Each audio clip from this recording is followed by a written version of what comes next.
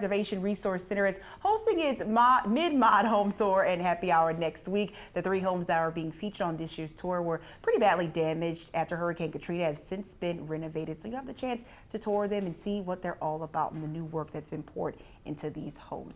Joining me now with more is Mr. Danny Monteverde with the Preservation Resource Center. He's the communications director hanging out with us this morning. Just give us more information. First of all, good morning. Good morning. This is so exciting. I feel like as we approach the 20th anniversary of Hurricane Katrina, obviously a lot of places still need a lot of work, and this is a chance for people to kind of see how these private homeowners really took the time and revamped these special homes. Oh, sure, absolutely. You're right. 20 years ago, I mean, these houses, for as nice as they are now, they were like every other house in New Orleans. 9 feet of water, sludge all over the place, mold, mildew.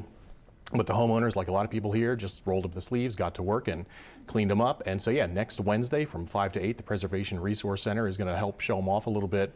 When you think of New Orleans and the architecture, you really do think the French Quarter, St. Charles Avenue, Garden District. But believe it or not, there are a lot of these more modern houses that are now becoming historic in New Orleans, a lot of mid-century modern. This is in the Lakewood South neighborhood. That's right there above Metairie Cemetery, kind of where I-10 curves above it. It's actually, it's land that was a golf course at one point. The interstate came in, took over the golf course, and in the 50s and 60s, a developer out of Dallas said, we want to make this one of the most high-end exclusive neighborhoods in the country. And a couple of big-name architects got to work there and made some really unique, interesting houses. There are 3 that are going to be on tour Wednesday night, and that's where people can go and look in them and check them out and see what it's all about. And of course, I mean, people, I'm sure their curiosity will be piqued whenever you're talking about this era of, you know, architecture and these exclusive architects. When it comes to this being a fundraiser, how important is this fundraiser to the work that you all do all year round? That's very important. The Preservation Resource Center, we do a lot over there. Of course, we advocate for preservation.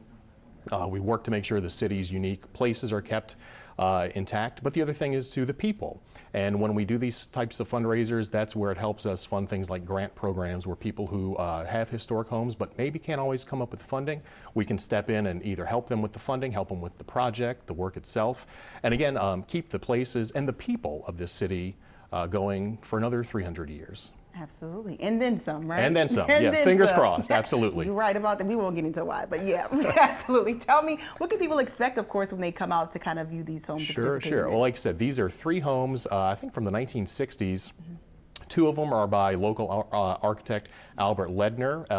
That may not be a name of a lot of people are familiar with, but if you've ever heard of the Ashtray House on Park Island, for example, that was one of his designs. One of these houses is actually his. It's this really neat 1-story home. It's essentially 2 star shapes connected by a hallway. That's one of the 2 homes that'll be on the tour. And again, it was his personal home. The 3rd home on the tour is going to be by an architect who's named T. Sellers Merrick. He did a lot of projects around town, East Jeff, West Jeff stadiums, for example. When the Lakefront Airport used to be covered up for a long time, about 40 years, for bomb shelter purposes. It was he and his firm who covered that up, made sure it be restored to the Art Deco original plan that it is now.